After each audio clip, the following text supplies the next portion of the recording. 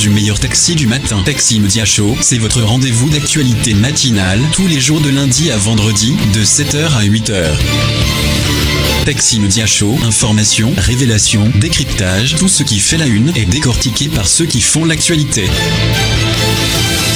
Taxi Média Show, c'est le meilleur taxi du matin. Taxi Média Show. Retrouvez tous les jours Eric Guetto aux commandes du meilleur taxi du matin. Taxi Média Show, c'est votre rendez-vous d'actualité matinale tous les jours de lundi à vendredi de 7h à 8h. Taxi Média Show, information, révélation, décryptage, tout ce qui fait la une est décortiqué par ceux qui font l'actualité. Taxi Média Show, c'est le meilleur taxi du matin. Madame, Messieurs, bonjour à tous. Nous sommes très heureux de vous retrouver ce matin sur la radio Taxi FM à Lomé. C'est le meilleur taxi du matin, vous le savez. Et chaque matin, nous vous transportons jusque dans les meilleures des informations. C'est cela, Taxi Média Show. Aujourd'hui, c'est jeudi 14 décembre 2017 à l'heure. Il sonne 7h, presque 7 minutes à Kodjovia, Copen. Merci de nous suivre sur la géniale. Bon réveil à l'écoute de Taxi FM.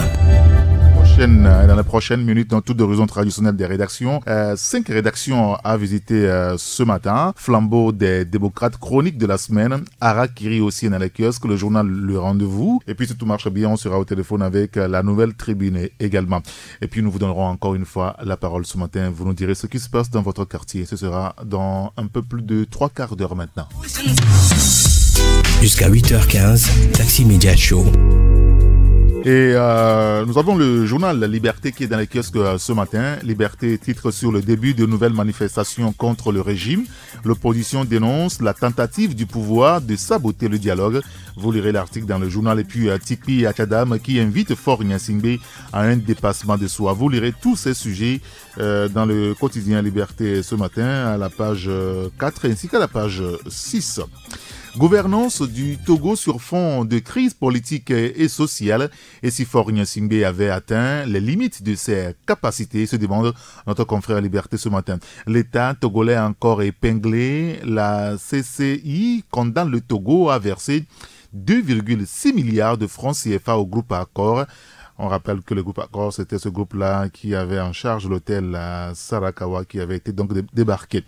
Et puis du port autonome de Lomé, 40% de marché gré à gré sur un total de 29,2 milliards de francs CFA passés par le contre-amiral Adénion. Vous lirez l'article dans le quotidien Liberté.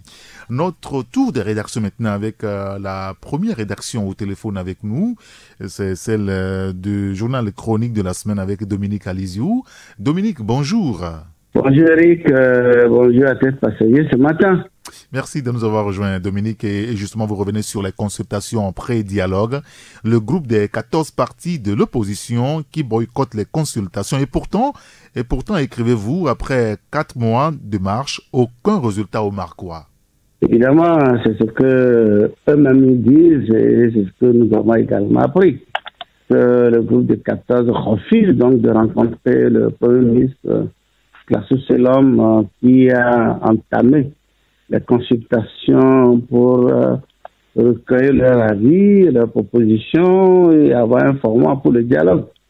Bon, ce qui nous a beaucoup étonné parce que à entendre les dires des uns des autres côté opposition, ils disent que non, c'est un piège, d'autres c'est un traquenard, d'autres pourquoi on peut inviter 5 partis sur 14. Non, mais nous, le ministre Wabawala a tranché en disant qu'au fait, l'objectif de ces consultations, c'est juste pour recueillir les avis et leurs propositions et avoir vraiment une idée. Et enfin, comme cela se fait d'habitude, puisque en 2013, vous êtes sans savoir que lorsque Jean-Pierre Fabre a écrit au président de la République qu'il a reçu et qui a sollicité un dialogue, le président de la République a instruit le Premier ministre de recevoir les acteurs pour avoir leurs idées avant d'aller à ce dialogue. Et c'est ce qui a été fait. Donc, aujourd'hui, c'est pas parce qu'il y a 2 facilitateurs, notamment le représentant de la Guinée et puis celui du Ghana, que l'opposition va dire que non, le pouvoir n'est pas habilité à les inviter à cet effet. Et or, ce n'est pas le dialogue qui devait être ouvert, c'est juste les consultations Puisque, en fait, quand on dit le dialogue se déroule entre les Togolais, entre les protagonistes togolais, et que c'est les Togolais, il revient aux Togolais d'avoir des pistes de solutions. Ce n'est pas les facilitateurs qui doivent imposer quoi que ce soit. Donc, nous voyons que c'est un faux fiant de la part de l'opposition qui, au lieu de profiter de cette opportunité qui leur est offerte pour sortir de l'engrenage des marches qui n'aboutit à rien, mais joue encore aux zozo. Puisque, bon, vous êtes sans savoir que le 5 octobre était le deadline annoncé par l'opposition pour faire chasser Fogna Simbe du pouvoir. Mais depuis le 5 octobre jusqu'à ce jour, nous n'avons qu'un seul président, Fogna Simbe, qui est encore là. Donc, c'est dire que leur stratégie ou leur volonté ou leur souhait n'a pas porté. Et si tel est le cas, est-ce qu'il ne revient pas à eux de mettre de l'eau dans leur vin pour qu'on aille à ce dialogue, pour en sortir avec quelque chose, ou bien ils montent encore les enchères qui ne valent pas la peine. Voilà ce que nous avons été de relever dans cet article que nous invitons les lecteurs à jeter un coup d'œil pour voir vraiment les manœuvres malsaines de l'opposition qui, aujourd'hui... On va lire le reste dans votre journal, Dominique, et vous évoquez aussi ce matin les entraves des marches, finalement, sur les activités commerciales dans les marchés de Lomé. La coalition laisse les vendredis aux musulmans, le samedi dernier aux pèlerins de Corvier, mais aucun jour aux commerçants, hein? Justement, nous sommes partis de l'analyse du fait que le mois de décembre est un mois de business pour les commerçants et les commerçantes de Lomé surtout, puisque dans ce mois de décembre, il y a beaucoup de commandes de marchandises et puis les étrangers viennent également et ça fait beaucoup d'affaires pour nos sœurs et nos frères et nos parents qui sont dans ces marchés. Mais malheureusement, l'opposition qui a annoncé avoir annulé la marche du jeudi passé pour cause du fait que, bon, samedi, les chrétiens iront à TV et que les vendredis, c'est consacré que tu dis, Akadam a donné l'ordre qu'il n'y ait jamais de manifestation les vendredis parce que, justement, puisque c'est un parti qui est basé sur l'islam et les frères Kotikoli, donc, il a imposé que jamais qu'il n'y ait jamais de manifestation les vendredis, qui pourtant était un jour. Et donc, nous nous sommes dit, mais pourquoi n'ont-ils pas eu pitié de nos sœurs et frères commerçants? Et puisque aujourd'hui, lorsque vous rencontrez tous ces opérateurs dans ces marchés, vraiment, c'est la galère. Or, des gens ont fait des prêts dans les microfinances et dans des banques pour faire des commandes. Les gens ont fait à des prêts, comme je le disais tantôt. Et donc, normalement, ils devaient avoir aussi un regard vers ce secteur qui est porteur, qui permet donc aux Togolais de vivre, parce que ces commerçants et commerçantes nourrissent des familles et tout entières, et que bon, des familles tout entières à travers le pays, qu'il est anormal qu'on puisse sacrifier. Nous nous sommes référés aussi à la déclaration de Jean-Pierre Fabre, qui disait aux journalistes qui lui ont posé la question, est-ce qu'ils ne trouvent pas que vraiment ça pénalise ce secteur? Mais il a dit quoi? Il a dit, mais pour faire des omelettes, il faut casser des œufs. Donc, en réalité, ce secteur donc, constitue les œufs pour Jean-Pierre Fabre, qui, en réalité, veut le pouvoir. Et puisqu'il demande le départ de Fogna Simbe, pour que quand Fogna Simbe partira, non, mais en ce moment, c'est ce secteur qui, pendant 4 mois, croupissent dans la misère, ne vendent pas, n'ont pas de clients. Bon, et donc, ça veut dire qu'ils sont contraints à la banqueroute, à fermer leurs boutiques. Est-ce que, quand il sera président, il va leur donner gracieusement de l'argent pour payer les dettes et relancer la... Ce n'est pas évident. Puisque, si je vous donne l'exemple du Burkina Faso où j'ai été il y a encore quelques jours, je vous dis que certains blessés de l'insurrection traînent des balles dans leur corps. Le gouvernement qui profite de l'insurrection, qui au pouvoir, qui ramasse les sous, mettent dans la poche, ne pense pas du tout à ces blessés qui enfants aujourd'hui sont à la maison pour faute de collage, de soutien de la part du gouvernement. Donc, en réalité, Jean-Pierre Favre et ses collègues veulent, ou bien ses affiliés veulent, ce qui est normal. C'est d'ailleurs pourquoi il a créé son parti politique. Mais il ne va pas quand même passer sur les cadavres des Togolais. Il ne va pas passer sur la misère de ces commerçants et commerçantes avant de devenir président de la République. Pour se servir, pour se remplir les poches. On va essayer de dénoncer dans l'article.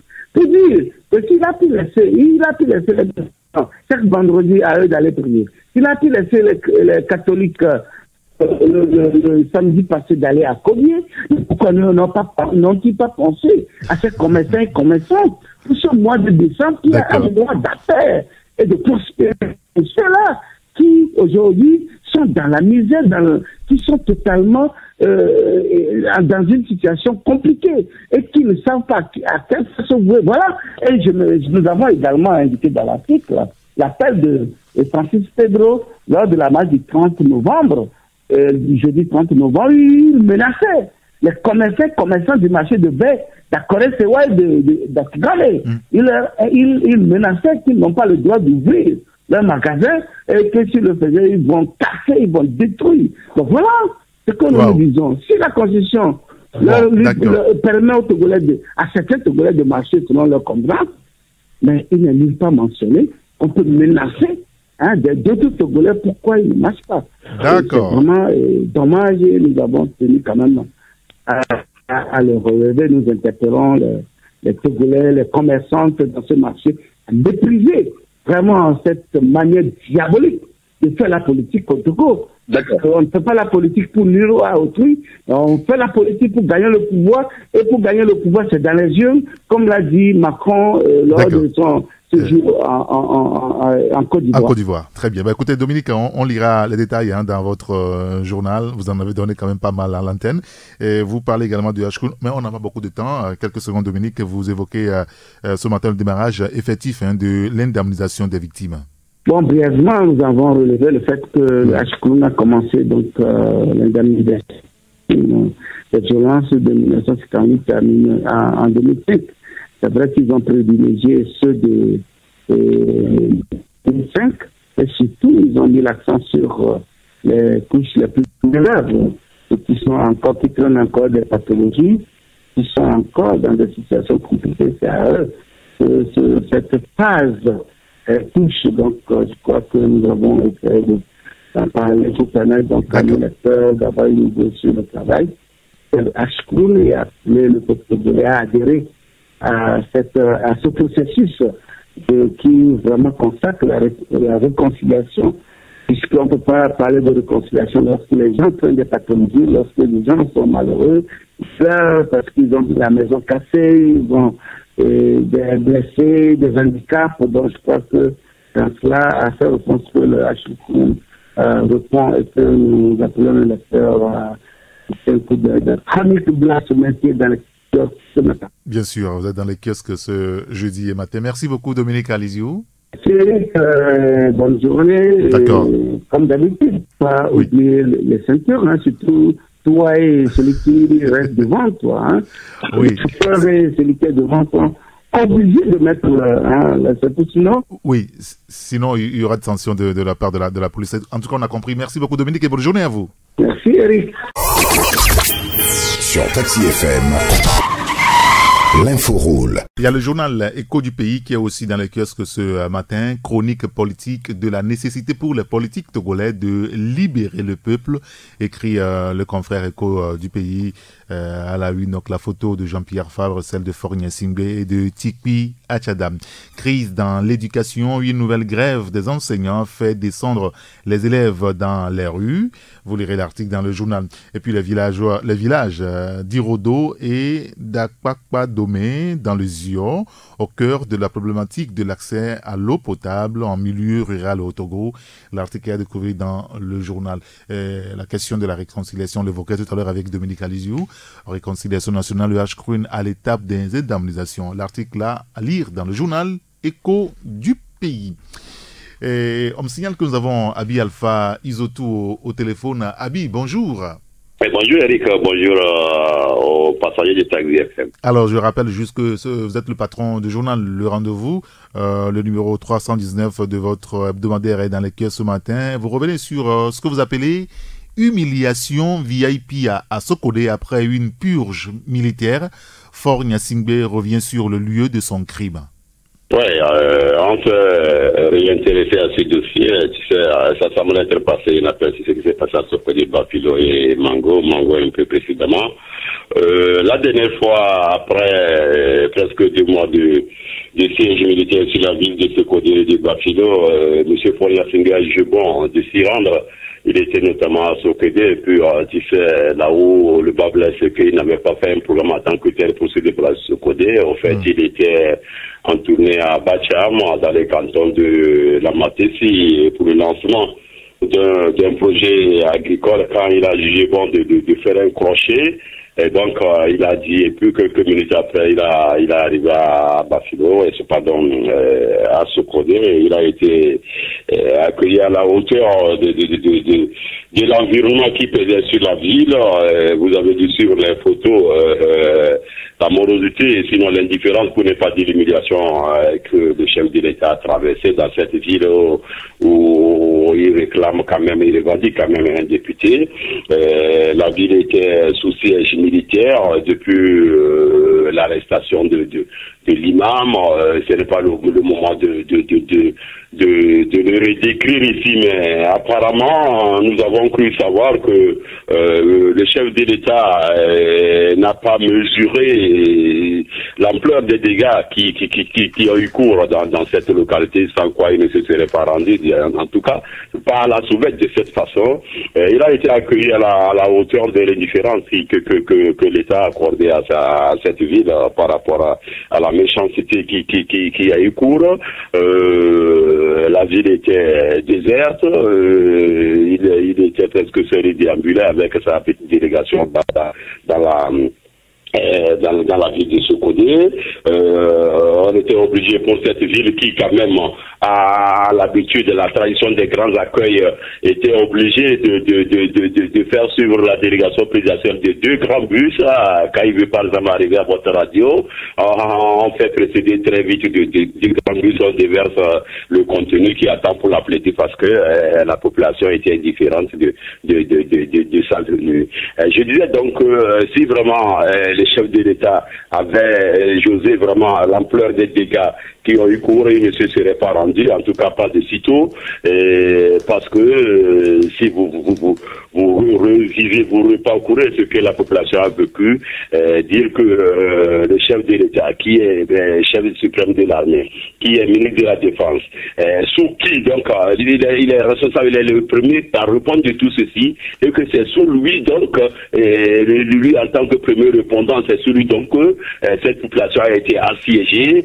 que les gens ont été obligés de partir en exil, soit hors de la frontière, soit dans la brousse, de quitter de tout de mal leur habitation pour vivre hors de la famille, d'autres carrément qui sont blessés à vie, tout ce que tu connais comme conséquence de ce passage militaire. Dire que le chef de l'État, depuis là, c'est suite à un voyage dans un canton périphérique qui veut voir qu'est-ce qui se passe, tu vois que c'est quand même du mépris. Donc la population a réservé un accueil à la hauteur de l'indifférence. C'était, ça fleurait l'humiliation, et nous on a jugé bon de revenir sur le sujet parce que c'était quand même trop facile quand il disait par exemple à l'hôtel central qu'il n'est pas venu pour demander qui a fait quoi, qui n'a pas fait. Une façon de dire, oublier le passé, fermer la page et puis on ouvre une autre page. Je vais prendre les dispositions pour que la vie se normalise et que ce qui s'est passé, mais c'est trop facile quand même. Les gens sont morts, d'autres sont traumatisés à vie.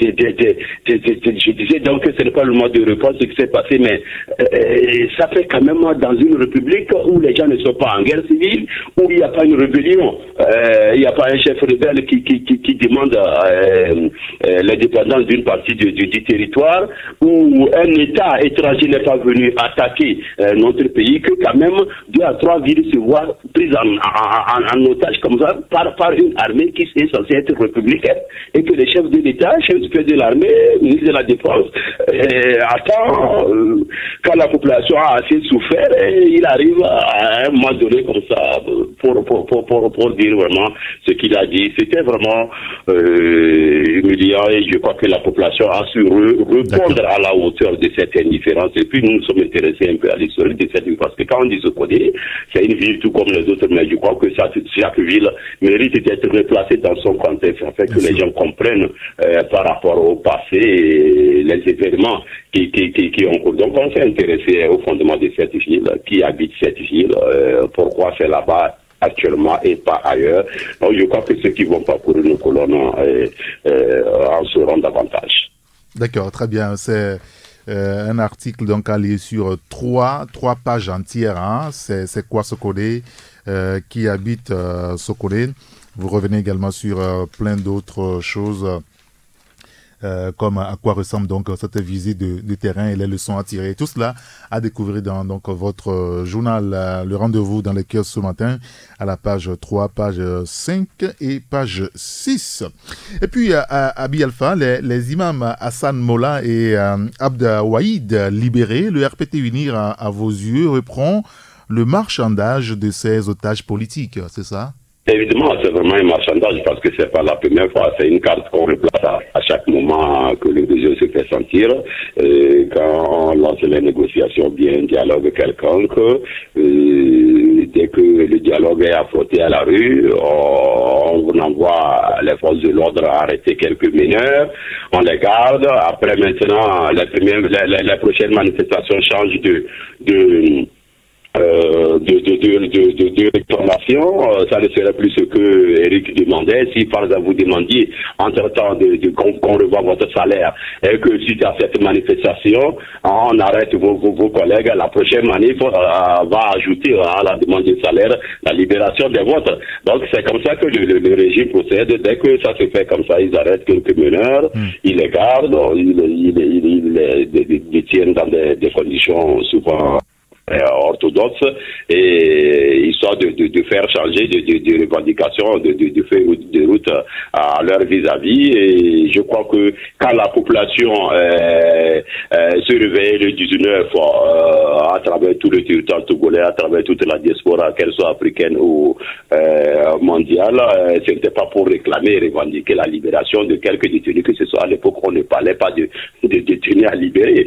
Donc, et puis l'autorité publique n'a pas pu démontrer que ce que la population réclamait depuis le 19 est illégitime, mais elle a trouvé quand même l'argument pour arrêter les gens d'une façon arbitraire. Certains même c'était pas des arrestations, c'était des enlèvements. Par exemple, les imams là n'ont pas été arrêtés, ils ont été enlevés à leur domicile, les portes sont cassées avant qu'on les prenne.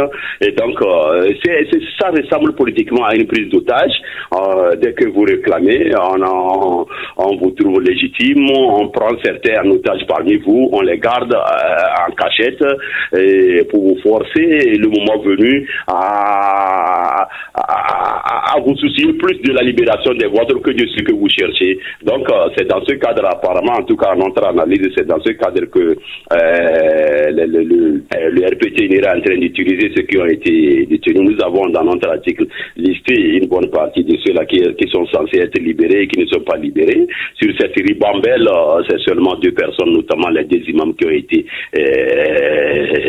libérés, et puis les autres, ils attendent là-bas un peu comme des prises d'otages. Opposition, vous faites ce pas, sinon nous on garde les vôtres. Une façon de, je ne dirais pas à la djihadiste, mais quand même qui prouve la mauvaise foi de ce régime en place. Sauf que actuellement le peuple togolais a dépassé ce stade, tout le monde a pris le temps pour connaître les limites et les subterfuges que le régime en place a toujours utilisé pour maintenir sa population sur le statu quo. Et on va lire l'article là dans votre journal à la page voilà, page 4. Voilà. Merci beaucoup à Abi Alpha. Merci beaucoup, mon frère, on garde le contact. Allez, vous avez également évoqué le rescapé d'un corps de métier, Johannesburg, au chevet du journalisme d'investigation. Il reste là aussi dans votre journal. Allez, bonne journée, Abi. Ok, à plus, oui. Taxi FM, priorité au direct. Il y a le journal Le Changement qui est aussi dans les kiosques ce matin. Le confrère évoque le déploiement de forces de l'ordre dans les établissements scolaires. Une maladresse susceptible d'emporter le régime en place, écrit le journal Le Changement ce matin justement. Vers un climat de décrispation, les imams de Sokode et de Bafilo libérés. À quand la même chose pour Kwacha, Nyasingbe et consorts? C'est l'interrogation du confrère Amou ce matin. Et puis francophonie, comment Kako s'est retrouvé sur la sellette, excusez-moi. Comment Kako s'est retrouvé sur la sellette à l'OIF. Vous lirez l'article dans le journal. Et puis le stade de Kégué va bientôt faire sa toilette pour répondre aux standards internationaux. Les détails sont à lire dans le journal Le Changement. C'est Olivier qui est au téléphone ce matin avec le journal satirique et de faits de société Harakiri. Olivier Adia, bonjour.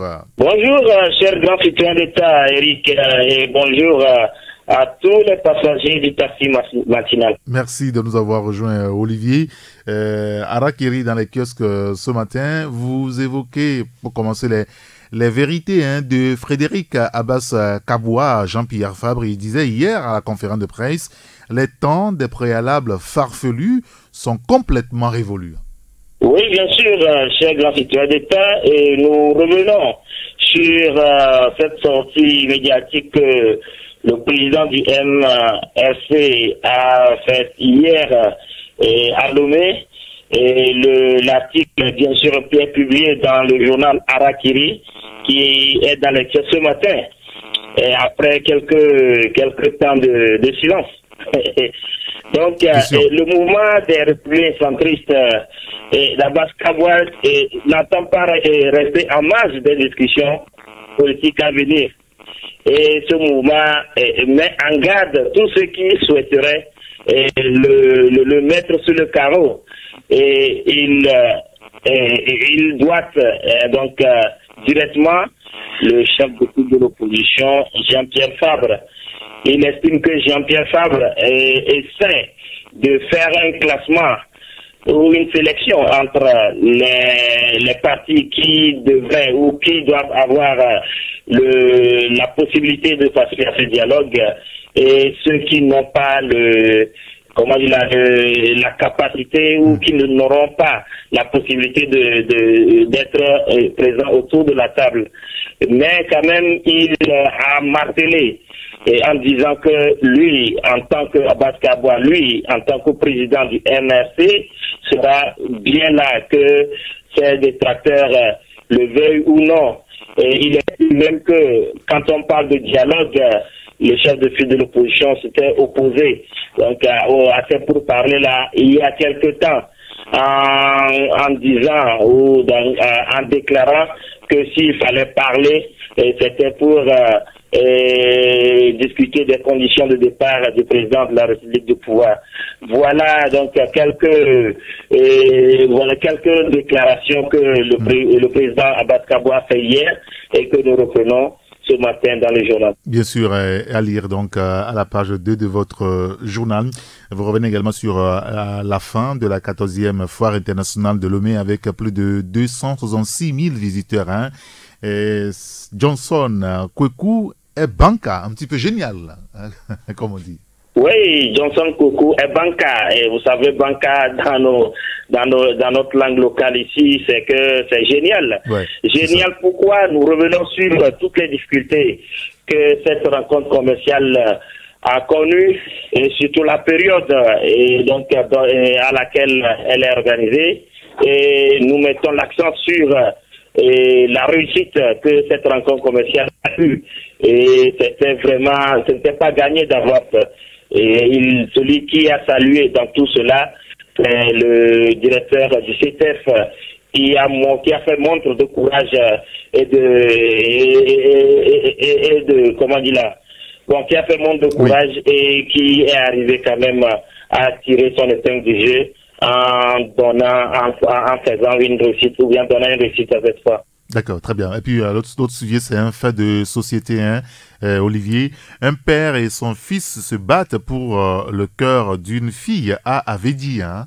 Oui, vous savez, Arakiri, c'est un journal aussi de faits de société qui publie ou qui revient sur les faits donc, qui se passent au quotidien dans nos quartiers, dans nos villes. Et l'histoire s'est passée il y a quelques semaines à Avedi, tout près de vous ici. Et de famille et son garçon en sont venus aux mains. Et parce que tout simplement, il y avait une fille donc, que les deux convoitaient. Et j'invite vos auditeurs à aller acheter le journal pour découvrir le contenu et les circonstances de cette bataille qui est inédite. Et puis aussi un autre sujet sur le cinéma, Olivier, on ne va pas le commenter, vers la création d'une école de cinéma au Togo avec le soutien du Béninois Djimon Rounsou. Cette annonce qui fait grincer les dents hein, de côté du Bénin avec la presse, nos confrères béninois. On a eu le temps de le lire depuis hier. Merci beaucoup Olivier Adia. Merci, et bonne journée de travail à vous. Allez, bonne journée à vous également. Bye bye. Taxi FM. Le monde en une radio. Il y a le journal Ouara les vainqueurs qui est aussi dans les kiosques ce matin. Michel Tadia évoque le premier congrès du mouvement des jeunes du parti UNIR. Kankamalik Nachaba, porté à la tête du MJU. Vous lirez l'article dans le journal. L'opposition de nouveau dans les rues cette semaine. À quoi servent les marches si on veut dialoguer? C'est l'interrogation de notre confrère. Et puis, libération des imams de Sokodé Bafilo. Une nouvelle preuve de la bonne foi du gouvernement. Vous lirez l'article dans le journal. Consultation en prélude au dialogue. L'attitude incompréhensible de la coalition de l'opposition. Le confrère évoque donc le sujet. C'est dans le journal La Ouara, les vainqueurs.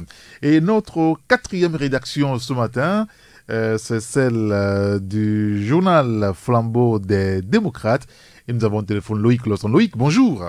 Bonjour Eric Gator. Merci de nous avoir rejoint Loïc. Et ce matin, votre éditorial, les dernières cartes. Hein, vous faites quoi? Vous faites allusion à quoi? Oui, Eric Gator, nous faisons allusion justement aux consultations ouvertes par le Premier ministre depuis le début de la semaine. Et tu sais que la crise, nous sommes en fin d'année, il y a une crise économique qui est là. Il y a les Togolais qui se cherchent, qui tirent le diable par la queue. Il y a le peuple tout entier est confus, il ne sait pas à quel sens se vouer.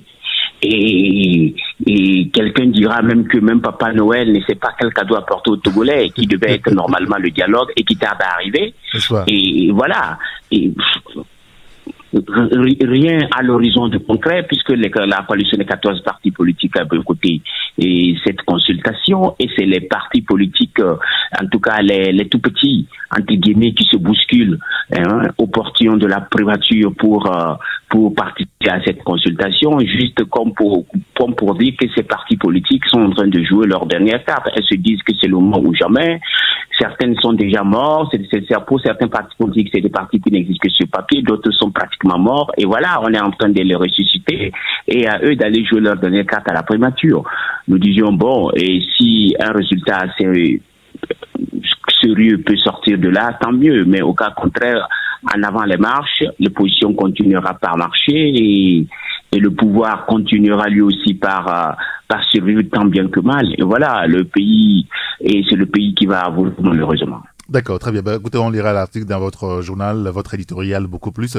Et la question de la lutte contre la corruption au Togo, il y a quand même un exemple, hein, Loïc, et ce matin vous avez désigné la DGDN.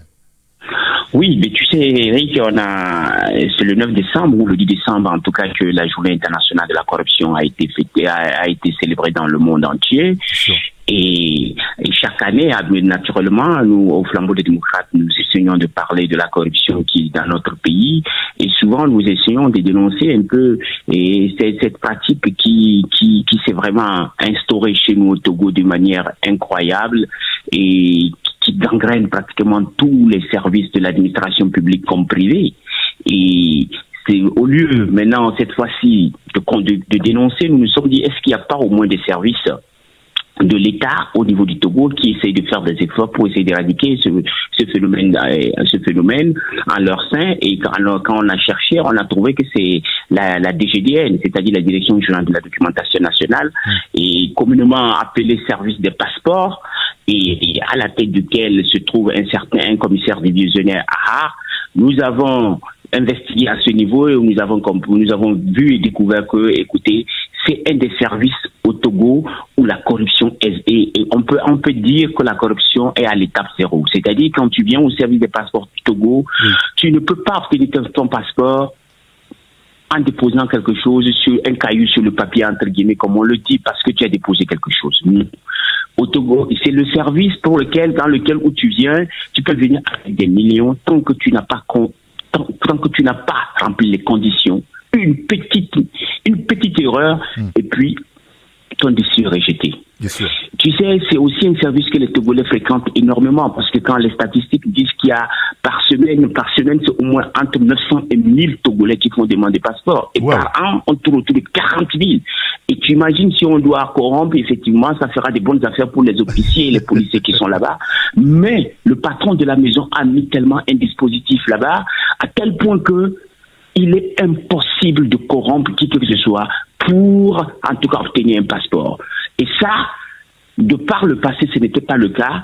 De par le passé, on est tous d'accord que le passeport togolais est un passeport d'abord très prisé, surtout au niveau des étrangers. Les Igbo, les Libanais en cherchent énormément. Ils mettent assez de moyens de par le passé pour avoir le passeport togolais, parce que ça leur permettait de voyager facilement et d'avoir certains avantages sur les affaires qu'ils font à l'intérieur du pays, étant de nationalité togolaise.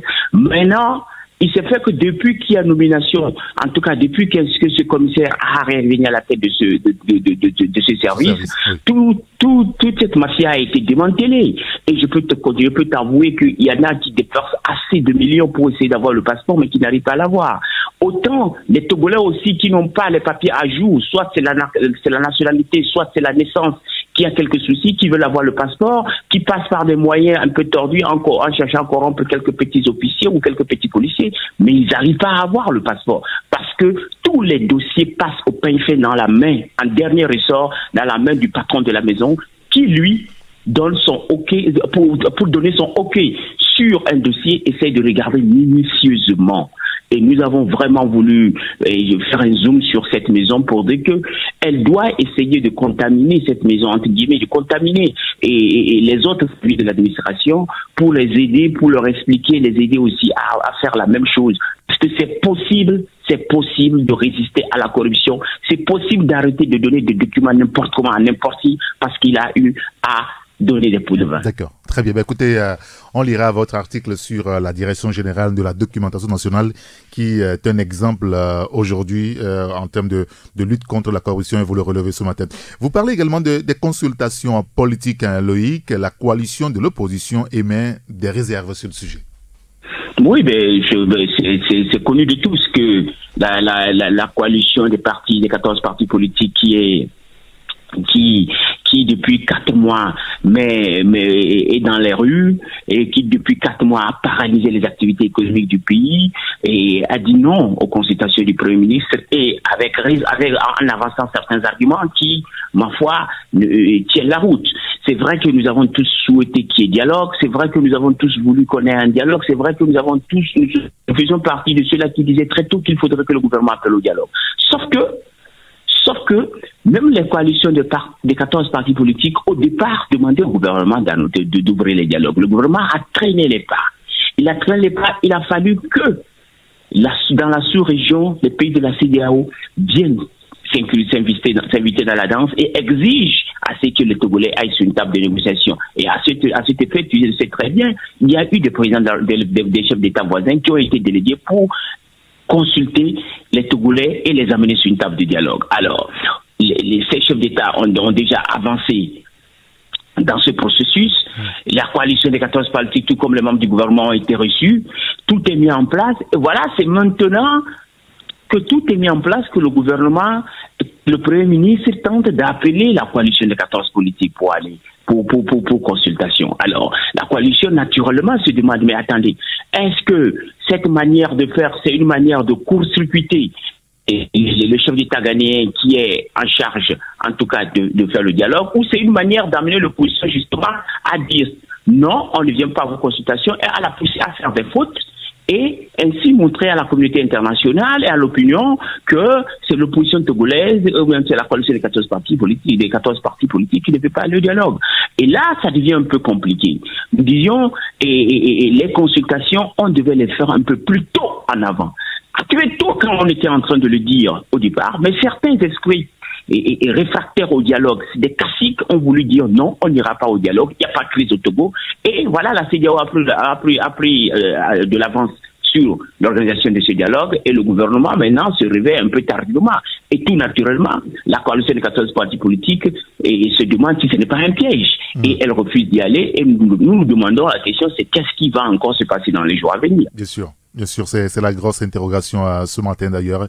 Et puis un mot sur le sport, la Fédération togolaise de cyclisme, Loïc, triste anniversaire pour Dieudonné Gagou, le président de la fédération. Oui, évidemment. Mais voilà, et c'est le 9 décembre, je crois que c'est le 9 décembre ou le 10 décembre de l'année dernière que M. Gagou a été nommé à la tête de la Fédération togolaise de cyclisme. Et un an après, il a voulu organiser une compétition qui a coïncidé justement avec la date de son investiture ou bien de son arrivée à la tête de cette fédération. Et patatras, et malheureusement, les cyclistes, en tout cas les meilleurs cyclistes qui participent habituellement à ces compétitions, ont boycotté. Ils ont boycotté, ils ont tout simplement parce qu'ils reprochent assez de choses à la gestion de M. Gabou. Et à la tête de cette rébellion, c'est tout un certain Akanga Raouf, que vous connaissez tous, un des meilleurs, qui participe aux championnats internationaux. Et nous disons que c'est un mauvais présage ou un mauvais anniversaire pour M. Gabou. Nous comptons revenir là-dessus et on attend de voir quelle sera la suite de ces événements. Est-ce que c'est pas une nouvelle crise qui est en train de pointer le nez au niveau de la Fédération togolaise du cyclisme? Attendons de voir d'ici la semaine prochaine. Bien, on suivra de près ce dossier au niveau de la Fédération togolaise de cyclisme. Les détails sont à lire en tout cas dans votre journal Flambeau des démocrates dans les kiosques ce matin. Merci beaucoup Loïc Lawson. Merci à toi Eric Gator, merci à tous les auditeurs de la 93.1 et demain mon cher frère. Oui bien sûr, à demain pour la grande messe de vendredi. Merci beaucoup Loïc et bonne journée. Bonne journée mon frère. Taxi FM 93.1. Et dans les kiosques, donc, ce matin aussi, il y a le journal La Nouvelle Tribune. La Nouvelle Tribune qui évoque l'hôtellerie au Togo, affaire Sarakawa, le Togo condamné. Et les détails sont à lire dans le journal. Le Togo qui doit verser un peu plus de 2 milliards de francs CFA au groupe Accor. Miloumel Pico, produits laitiers contaminés, les symptômes qui peuvent alerter. Le confrère revient donc sur le sujet. Les détails sont à lire dans le journal. Conférence internationale sur la croissance et l'entrepreneuriat. Paris réussi pour émergence capitale, s'exclame notre confrère. Et transport aussi avec les nouveaux prix des visites techniques, vous revenez là-dessus. Et puis national conseil de l'entente, les décisions de la 12e réunion du conseil des ministres. Tous les détails sont à lire dans le journal La Nouvelle Tribune. Alors, dans les kiosques ce matin, outre La Nouvelle Tribune, vous avez le journal Flambeau des démocrates. Il y a Ouara, les vainqueurs aussi dans les kiosques. Le journal Le Rendez-vous, le quotidien Liberté. Il y a Chronique de la semaine. Il y a le changement également qui est dans les kiosques ce matin. Le journal satirique Ara Kiri aussi a une place dans les kiosques ce jeudi. Et le dernier journal, en tout cas avec nous ce matin, c'est Écho du pays. Taxi FM, priorité au direct. Merci de nous écouter sur la radio Taxi FM Lomé à l'heure de Taxi Média Show. Beaucoup d'appels hier après l'émission qui demandaient donc à avoir aussi la parole, la libre antenne que nous prolongeons ce jeudi sur Taxi FM. Vous nous appelez sur le 93 96 99 99. Vous allez nous dire ce qui se passe dans votre quartier. dans votre localité autour de vous, dans votre ville. Vous voulez interpeller l'autorité sur un sujet précis. Vous avez l'occasion maintenant sur la radio, sur le 93 96 99 99. Sur Taxi FM, l'info roule. Et nous avons notre premier auditeur au bout du fil. Allô? Bonjour, monsieur Eric. Bonjour, mon grand citoyen d'État, comment allez-vous? Bon. Très bien. C'est monsieur? C'est juste pour attirer l'attention du professeur Médiara. Oui. Quel est votre nom, monsieur? Bon, ils étaient venus nous recenser ici, qui vont nous donner. C'est monsieur Chérif. Monsieur Chérif, très bien, nous vous écoutons. J'appelle le Toblekopé. Très bien. Allez-y. Ils étaient venus nous recenser ici, qui vont nous apporter des noms. Et c'est comme un caillou qui est tombé dans l'eau jusqu'à présent. Rien, on n'entend rien. Mais on a appris par des gens que dans d'autres quartiers, ils ont distribué. Le moustiquaire imprégné, c'est ça? Oui. D'accord. Alors, s'ils sont passés... Peut-être qu'il est rendu compte qu'on nous a distribué. Ah, personne dans notre quartier ici n'a touché. Ils ont donné à des petits côtés et ils sont venus nous... Et jusqu'à présent, c'est comme un caillou qui est tombé dans l'eau. D'accord, très bien. Donc, on vous a interpellé ce matin le ministère de la Santé par rapport donc à la distribution du moustiquaire imprégné. Ceux qui sont, vous qui êtes au niveau de Toglekop, vous semblez être oubliés. Donc, vous rappelez à l'autorité que vous existez. Vous avez bien mis votre nom sur la liste. Il faut qu'elle passe chez vous à Toglekop. Chérif, merci beaucoup. Je pense que les autorités sont à l'écoute sur cette question de moustiquaire imprégné. Les quartiers qui restent encore, qui n'ont pas encore été servis, il faut qu'il y ait une communication directe à l'endroit de ce quartier, de ces habitants de ce quartier-là. Merci beaucoup, Chérif, d'avoir lancé le débat sur le sujet. Nous avons notre second auditeur au bout du fil. Allô? Oui, bonjour. Bonjour, mon grand citoyen d'État, comment allez-vous? Ça va et vous-même? Ça va très bien, grâce à Dieu. Merci pour le travail que vous abattez. Hein? Merci beaucoup. C'est monsieur? Moi, c'est Emmanuel. Emmanuel, nous vous écoutons. Ouais. Ce matin, c'est pour faire intervention sur votre chaîne par rapport à la route qui mène vers le camp GP. D'accord. Il y a plusieurs routes qui mènent à... Vous parlez de laquelle précisément? Oui, quand vous prenez la station Agbalapedo allant vers le camp GP, je ne sais pas si M. Aboka, il connaît bien la route, juste au niveau du camp GP, allant vers Vanguera. Oui. La route est vraiment impraticable. Et donc, ça fait des années on est venu racler la route, mais depuis là, personne n'est venu visiter cette route encore. Donc la route du camp GP à Zanguera est impraticable. Ouais, impraticable. Vous pouvez faire un tour pour aller voir cette route-là. D'accord. Pour voir ce que c'est par rapport au trou que nous avons pu faire cette route-là. D'accord. Et donc, nous demandons à l'autorité de prendre en charge cette route-là, du moins de venir racler. On ne demande pas le goudron, il est pavé. Quand même de venir racler une fois en passant pour pouvoir nous permettre de pratiquer la route-là comme tous les citoyens, quoi. Bien sûr. Et vous avez raison de le dire d'ailleurs. Sinon, ce n'est pas bien. Je suis d'accord avec vous. Emmanuel, merci quand même d'avoir attiré l'attention des autorités sur ce sujet ce matin. Hier, d'ailleurs, il y a plusieurs auditeurs qui évoquaient aussi le cas de, je pense, Clémé, de l'autre côté de Zanguera, toujours sur ces localités où les routes sont presque impraticables. Je pense que les autorités sont à l'écoute. Notre troisième auditeur, allô? Allô? Oui. Alors ça siffle chez vous. Est-ce que vous pouvez éteindre votre poste récepteur? Vous devriez nous écouter dans le combiné parfaitement. C'est fait. Eric Bonnet, comment tu vas? Eric Bonnet. Oui. Comment allez-vous? Je vais bien. Ça fait un bon moment.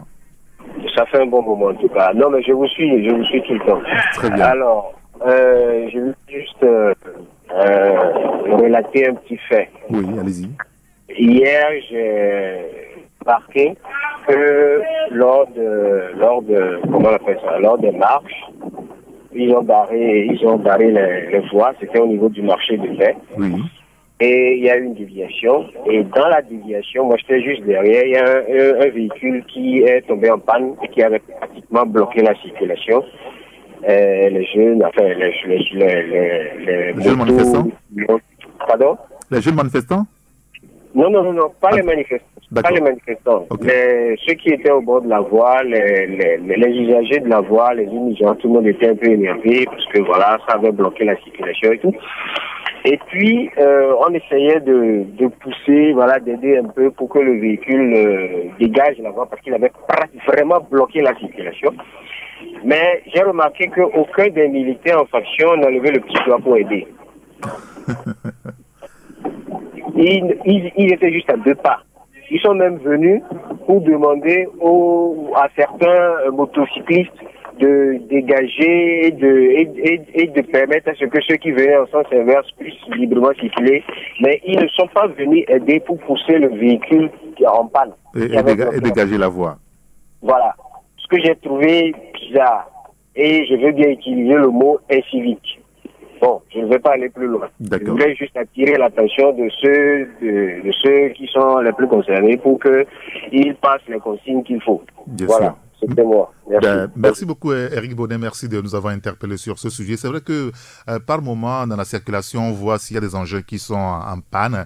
Et il y a certains policiers qui aident quand même les utilisateurs de ces engins-là à dégager la voie, surtout si ça bloque la circulation. Merci quand même d'avoir attiré l'attention des autorités sur le sujet, d'ailleurs aussi des policiers, parce qu'il y en a quand même pas mal qui nous écoutent chaque matin. Taxi FM. Le monde en une radio. Vous nous retrouvez donc maintenant sur le 93, 96, 99, 99. C'est la libre antenne. Vous nous appelez pour nous dire ce que vous observez autour de vous, dans votre quartier, dans votre ville, des choses peut-être pour lesquelles vous n'êtes pas d'accord. Vous voulez attirer l'attention des autorités, même de vos concitoyens sur un sujet précis.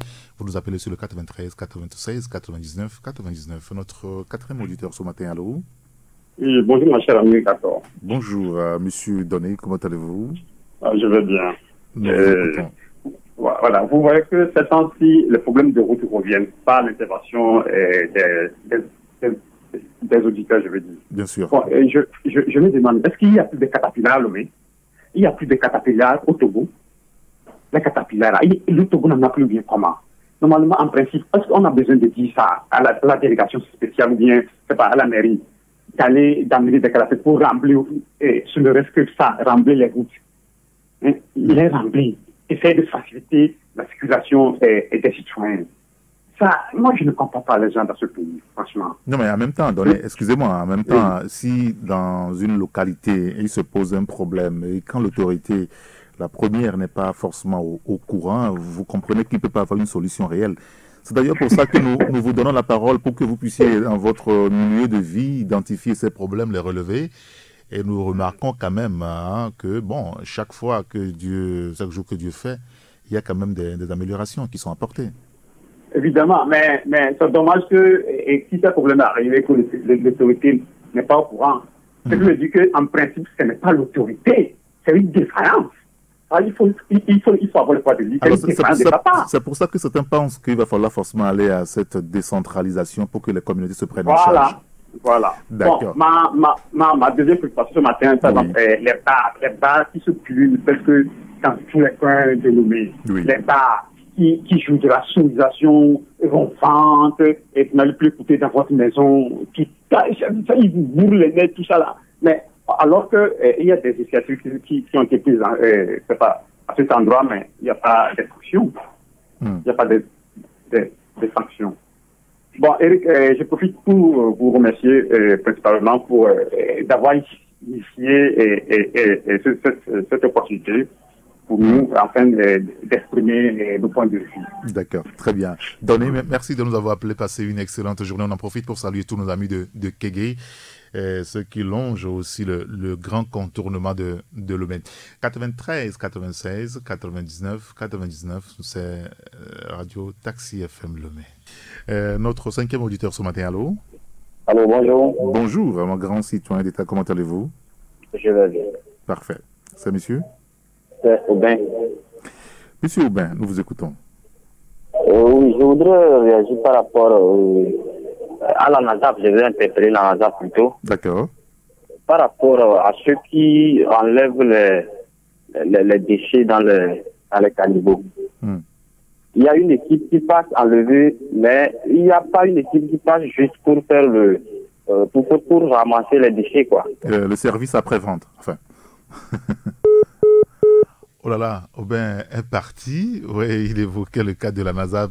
Voilà, j'espère qu'il nous reviendra pour exposer véritablement le fond de sa pensée et son interpellation. Beaucoup plus, ça édifiera les autorités à prendre des mesures dans ce sens. 93, 96, 99, vous avez encore 3 petites minutes à passer ensemble. Allô? Allô, bonjour, chéri. Oui, bonjour, mon grand citoyen d'État. Comment allez-vous? Ça va bien, c'est M. Gérard d'Agoué. Monsieur Gérard. Oui.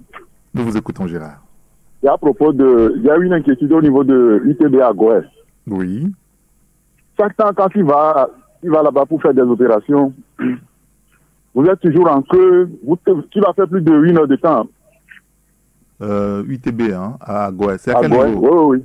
Pardon? C'est au niveau de Shell, là. Enfin, il n'y a plus Shell. Au niveau de Shell, oui, il n'y a plus Shell, c'est TOL maintenant.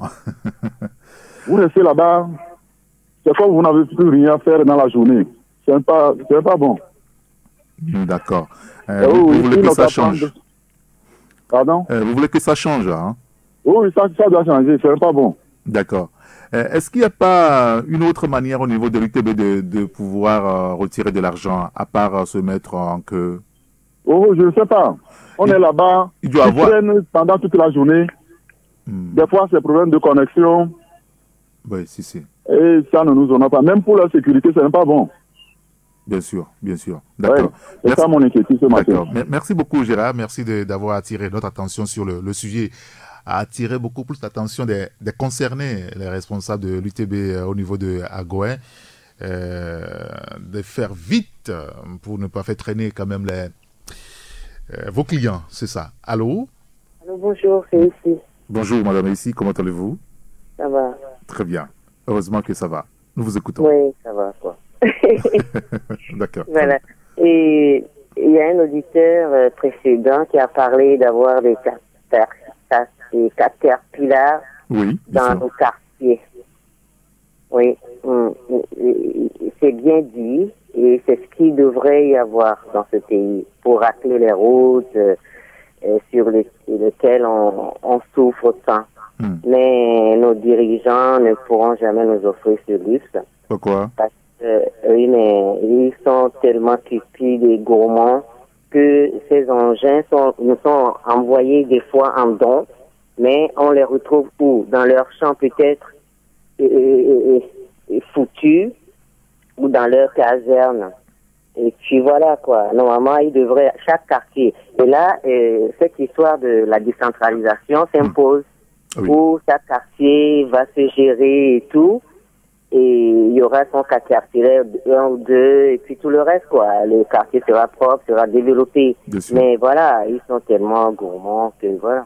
Et moi, il y a une question aussi qui me trottine là, dans la tête.